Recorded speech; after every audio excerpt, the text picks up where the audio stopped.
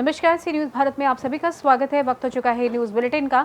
इस बुलेटिन में हम बात करेंगे खंडवा के जहां धार्मिक नगरी ओंकारेश्वर में विराजे गणपति बप्पा। आगे चर्चा करेंगे लखनऊ की, जहां जबरौली में हरतालिका तीज पर मेला व दंगल प्रतियोगिता हुई संपन्न। इन तमाम खबरों पर करेंगे विस्तार से चर्चा। खबर आजमगढ़ से, जहां जिलाधिकारी आजमगढ़ विशाल भारद्वाज व पुलिस अधीक्षक आजमगढ़ हेमराज मीना द्वारा तहसील बुडनपुर में संपूर्ण समाधान दिवस पर जनता की समस्याओं के निस्तारण हेतु संबंधित अधिकारियों को मौके पर जाकर शिकायतों की तत्काल निष्पक्ष व न्यायोचित जांच कर विधिक निस्तारण सुनिश्चित करने के लिए निर्देश दिए गए।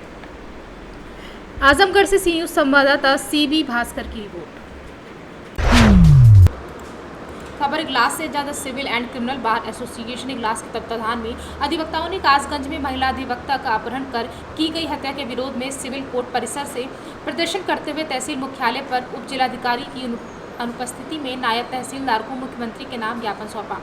इगलास में civil and criminal bar association की बैठक बार एसोसिएशन के अध्यक्ष बनवारी लाल शर्मा की अध्यक्षता में आहूत की गई, जिसका संचालन सचिव विवेक कुमार शर्मा द्वारा किया गया। बैठक में सदन के सदस्यों द्वारा bar council of Uttar Pradesh के निर्देशानुसार कासगंज की महिला अधिवक्ता मोहिनी तोमर की हत्या के विरोध में कार्य से विरत रहने का निर्णय लिया गया। वहीं इस मौके पर नवीन कुमार शर्मा, प्रमोद कुमार शर्मा, मोहित कुमार शर्मा आदि लोग मौजूद रहे। इगलास से सी न्यूज़ संवाददाता इंद्रजीत प्रेमी की रिपोर्ट। खबर खंडवा से, जहां कई सार्वजनिक स्थानों पर गणपति विराजे तो कहीं प्राचीन चमत्कारी गणपति मंदिरों को विशेष श्रृंगार कर पूजा अर्चना कर 56 भोग लगाया गया। ओंकारेश्वर शिव पिता की नगरी में पुत्र श्री गणेश की आज स्थापना होनी है। वहीं सार्वजनिक गणेश उत्सव का समितियों द्वारा गठन किया गया है। धार्मिक नगरी ओंकारेश्वर के कई स्थानों पर पंडाल बनाए गए हैं। वहीं ज्योतिर्लिंग ओंकारेश्वर में जगह जगह श्री गणेश जी की स्थापना की तैयारी को लेकर समितियों का गठन किया गया है। ओंकारेश्वर से सी न्यूज़ संवाददाता ललित दुबे की रिपोर्ट।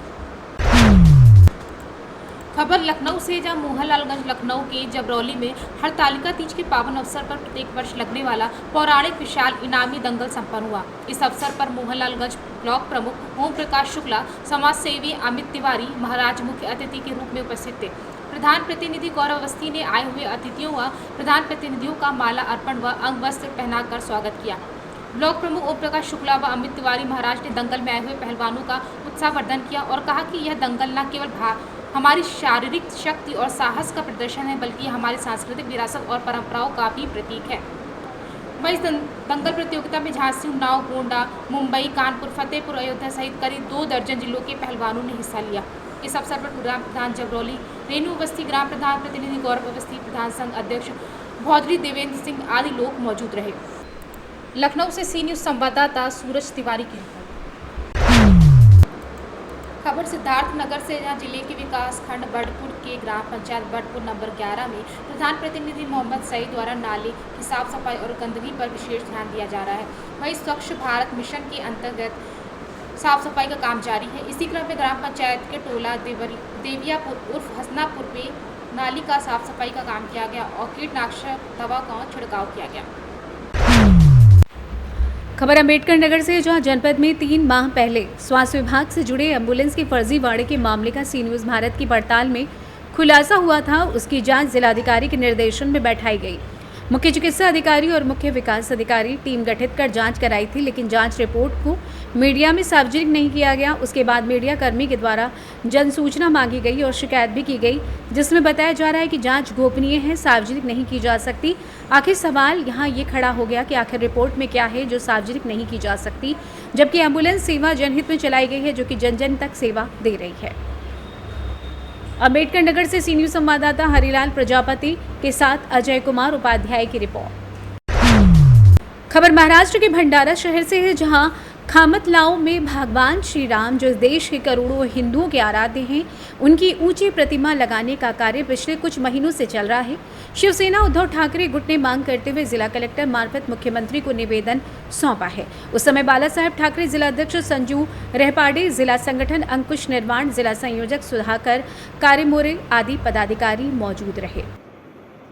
मालवणातील प्रकार जो आहे तो अत्यंत दुर्दैवी आहे। तो कशामुळे झाला, नेमकं काय घडलं त्याच्यामध्ये जाणार नाही, सर्वांना ते माहिती आहे। परंतु भंडारा शहरात आपल्या खामतलाव इथे 51 फुटी प्रभू श्रीरामांची मूर्ती स्थापन होण्याचं काम सुरू आहे। निश्चितच ते आम्हाला सर्व भंडारेकरांसाठी जिल्हावासियांसाठी गौरवाची बाब आहे. परंतु मालवणातील प्रकार घडल्यानंतर आमच्याही मनात एक शंकेची पाल चुकचुकली की असं काही प्रकार भंडाऱ्यात तर भविष्यात घडू नये, आणि म्हणून आम्ही त्या निर्माणाधीन मूर्तीचा जरा कानोसा घेतला, थोडीशी माहिती घेतली, तर आम्हाला असं कळलं की जसं मालवणमध्ये 26 फुटी छत्रपतींच्या महाराजांच्या स्मारकाला कला संचालनालय डायरेक्टोरेट ऑफ आर्ट या विभागाची परवानगी आवश्यक होती. त्यांनी कसं कळलं की 6 फुटाचीच परवानगी दिली होती. मग भंडाऱ्यात सुद्धा तशी परवानगी घेतली आहे की नाही ही जरा माहिती घेतली तर आम्हाला असं कळलं की बहुधा इथे नगर परिषदेचीच परवानगी दिलेली नहीं। भंडारा से सी न्यूज संवाददाता निश्चल येनोरकर की रिपोर्ट। जनपद प्रयागराज जिले में संपूर्ण समाधान दिवस महज एक दिखावा बनकर रह गया है। फरियादियों की लंबी कतार बयां कर रही है कि अधिकारियों की उदासीनता के चलते लोगों को न्याय नहीं मिल पा रहा है। ऐसा ही मामला करछना तहसील में संपूर्ण समाधान दिवस के मौके पर एसडीएम करछना आईएएस जागृति अवस्थी द्वारा जन सुनवाई की गई। इस मौके पर तहसीलदार, नायब तहसीलदार एवं अन्य विभागों के अधिकारी मौजूद दिखे।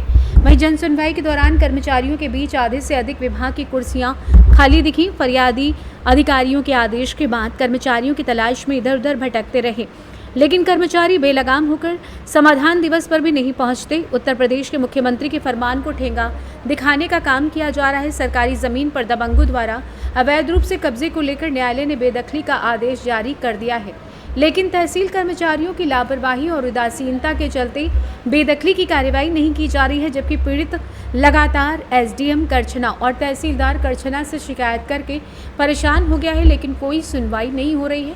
ऐसा ही मामला सरकारी विद्यालय का है, जहां एमडीएम में बनने वाले भोजन की गुणवत्ता और बच्चों की कम संख्या होते हुए भी विद्यालय में अधिक बच्चों की उपस्थिति और समय से अध्यापकों को आने को लेकर जन शिकायत के बाद कार्रवाई को अमल में नहीं लाया जा रहा है।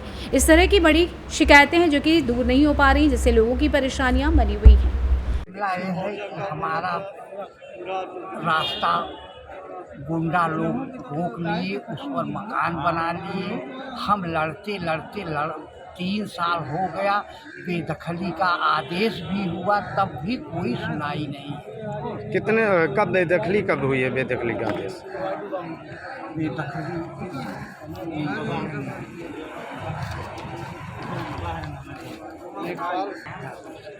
कब हुआ है? इसमें हुआ है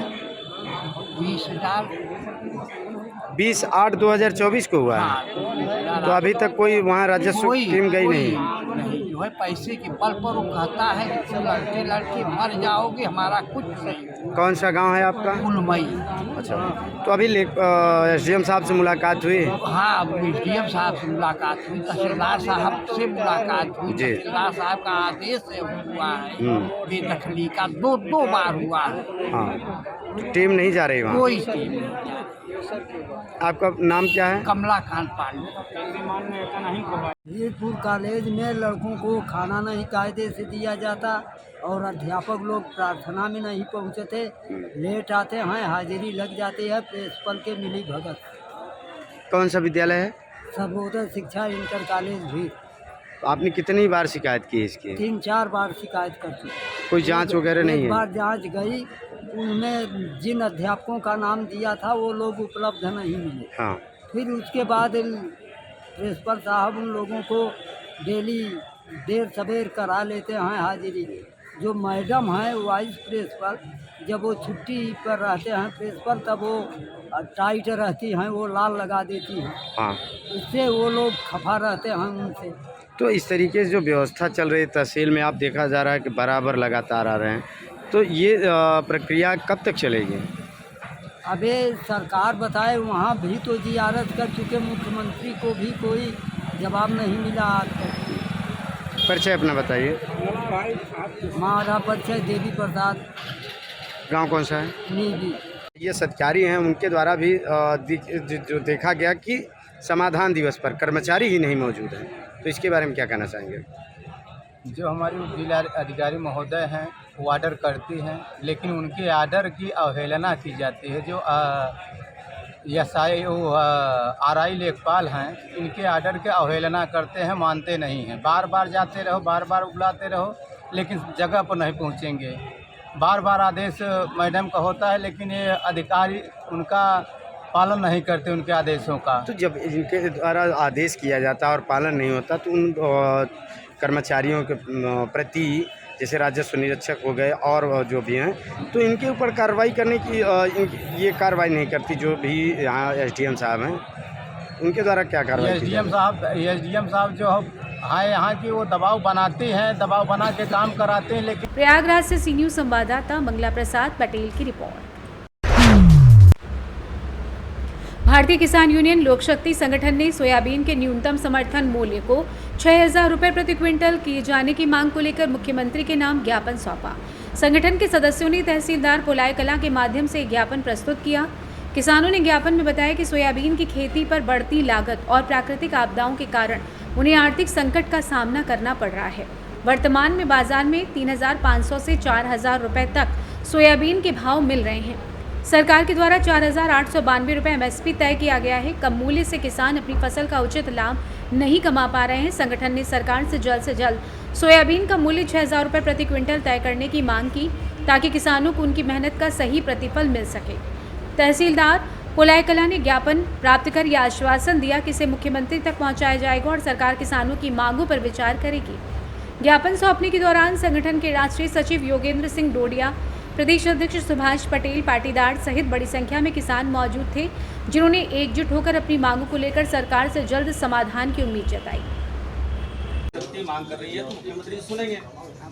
रही बात है कि किसानों की दयनीय स्थिति है, उसमें 3300 से 3800 रुपये करीबन भाव था। अपन ये चाह रहे हैं कि 6 से 7 हज़ार करीबन भाव हो जाए तो किसानों के मतलब जो लागत मूल्य है वो तो कम से कम निकल जाए।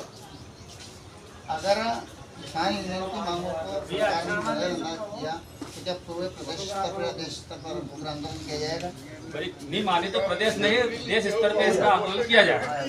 क्या आपको 6,000 रुपये कुंटल सोयाबीन के अलावा दूसरी फसल के भाव नहीं चाहिए कि उनको चाहिए? सभी फसल का चाहिए, लेकिन अभी जो फसल अभी चल रही है सोयाबीन की वर्तमान में उसकी तो विशेष मांग है ना हमारी।